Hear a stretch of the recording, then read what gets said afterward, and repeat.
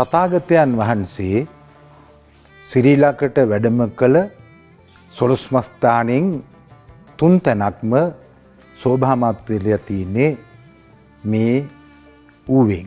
ඒ ඌව බින්තන්නේ ඓතිහාසික රාජපූජිත මයංගන රාජමහා විහාරයේ මේ ඉල් පුන් පොහොය දවසේ ශ්‍රද්ධා ටීවී ලක්විරු FM ශ්‍රද්ධා මාධ්‍ය ජාලය හරහා මුළු දවස තිස්සේ මේ සදහැවත් පොය වැඩසටහන් විකාශනය සිද්ධ කිරිනෝ ලංකාවාසී ලෝකවාසී හැම දෙනාටම ඔබට ඒකාත්මීය වෙන්න පුළුවන් මේ පුණ්‍යවන්ත අවස්ථාවේදී මේ උතුම් කටයුත්ත හා බැඳී මේ සාරවත් පොහොය දිනය අර්ථවත්ව ගත කරන්නට ඔබ හැම දිනාටම ආරාධනා කරනවා.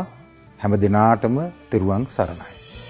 උතුම් ඉල්පුන් පොහෝදා උදෑසන සීල සමාදානයට සැදැහැසිත් පෙරටුව සුදු අතින් සැරසී ඓතිහාසික මහියංගනේ රාජමහා විහාරස්ථානයට පැමිණෙන්න.